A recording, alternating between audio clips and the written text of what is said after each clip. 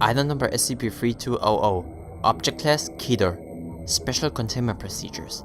At present, primary containment procedures consist of exploring ways to slow down the expansion of SCP-3200. All potential research inquiries along this line are open for consideration, as no current solution, permanent or temporary, has been found.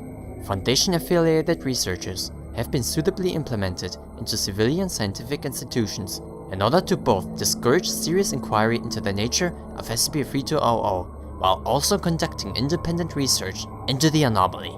Rescue attempts for the crew members of the Peregrine 9 expedition are not being considered at this time.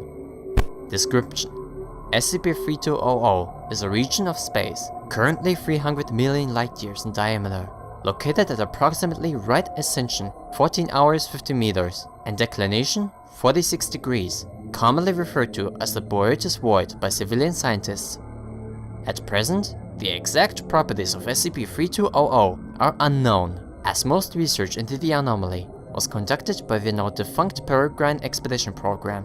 As such, there is considerable debate into how exactly SCP-3200 functions, though the following principles are considered to be accurate by majority consensus.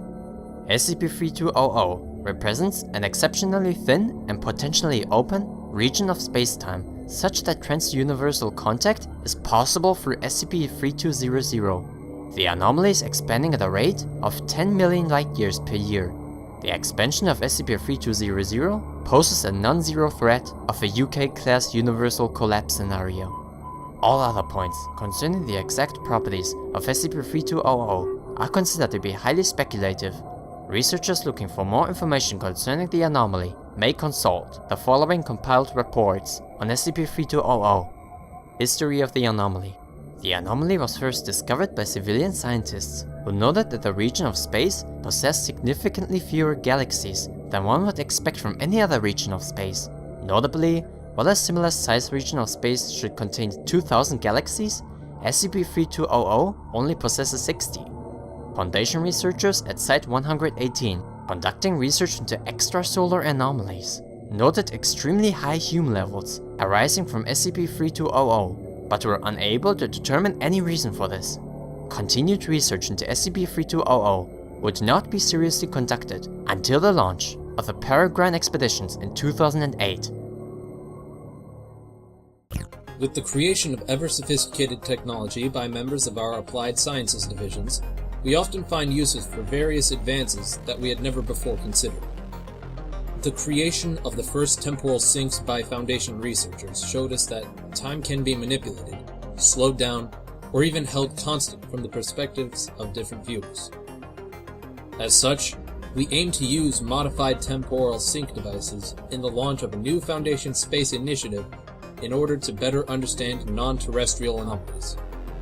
By speeding up time relative to us on Earth for the crew members of our planned spacecraft, we can accomplish advanced space travel to many distant locations.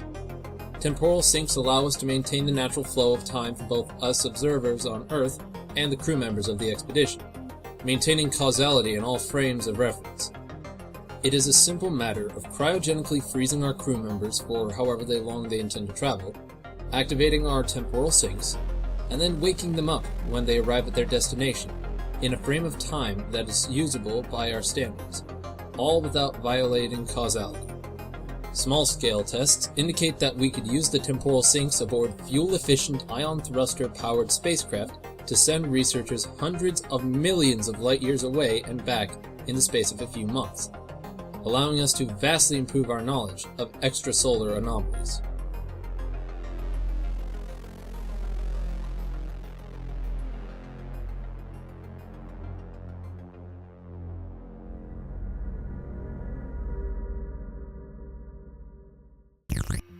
Peregrine 9 expedition details. Objective is to conduct research into the nature of SCP-3200 and the certain origins of abnormally high Hume levels. Crew members are as follows: Mission Commander and Pilot Captain Mikhail Kuznetsov, Mechanical Engineer, Researcher Alexander Moreau, Astrophysicist, and Researcher Thomas Sewell, Extrasolar Containment Specialist.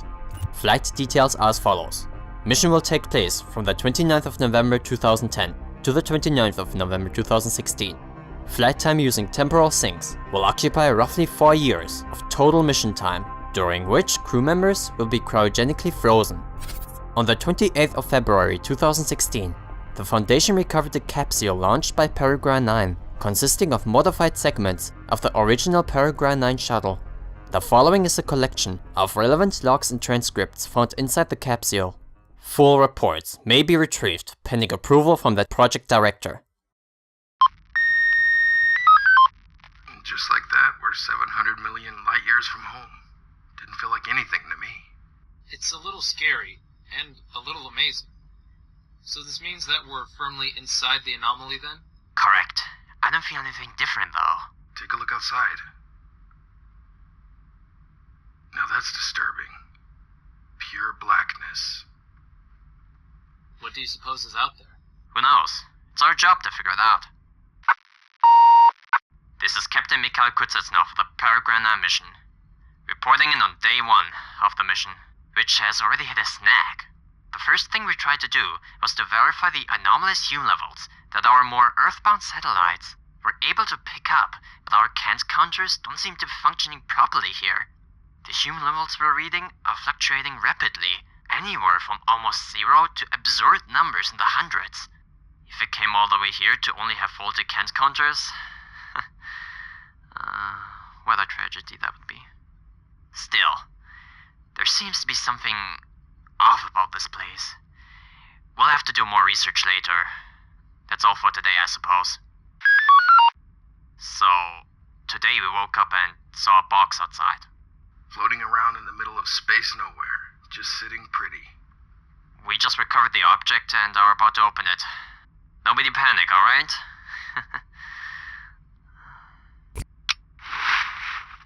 It's a CD. Should we run it? Go ahead. Use the isolated computer though. It's not connected to anything.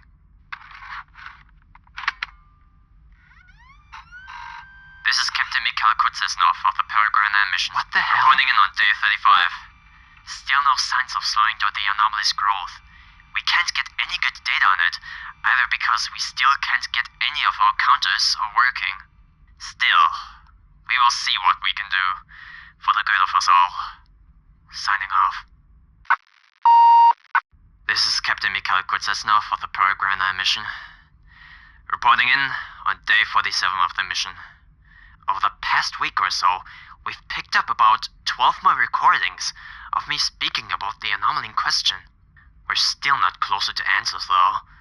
All of these other versions of myself seem to know more about what's going on than I do, since they all reference stopping SCP-3200. Wish this version of me could know half as much as they seem to. Which reminds me, no, the Kant counters still don't work. Still not sure why. Moreau thinks that we're seeing something from other universes, which would explain where these things are coming from. Thomas believes that something's off about the reality surrounding this anomaly, which would explain the malfunctioning Kant counters, but we have no idea what that is either. In summary, we have a whole lot of nothing and a lot of questions. That's all for today. Today marked the 38th tape we've recovered of myself. We've gotten 38 different capsules containing tapes of myself speaking to a camera, just like I'm doing now. And none of them are exactly the same.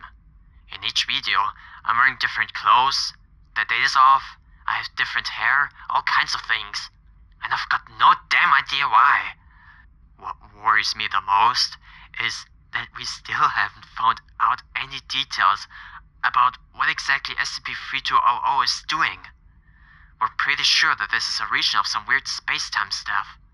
Moreau is adamant that this is a region where space-time is pretty thin, allowing for contact between universes. But beyond that, we just don't know exactly what's happening. Worse, we've started finding more than capsules. Things like bodies. Mine, Sewell's, Moreau's, and some of people that I've never seen. Parts of shuttles using technology that I haven't seen before, and other scraps of things that I don't understand at all.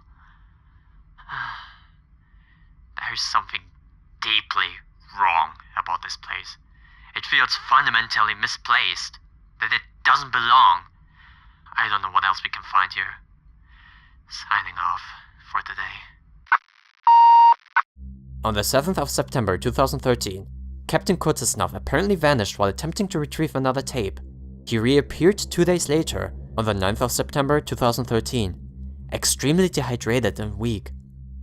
The other crew members report that Kuznetsov recorded this message shortly before lapsing into a coma.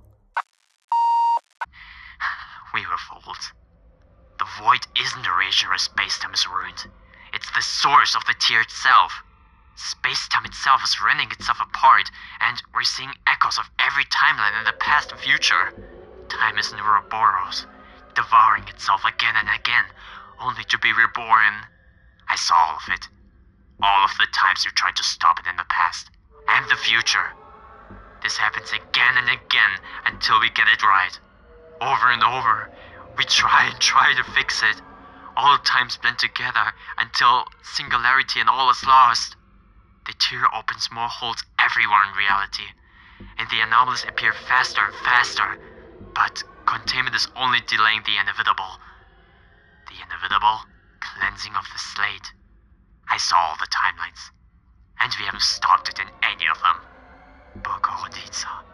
We have seen into the abyss, and by God, it hates us.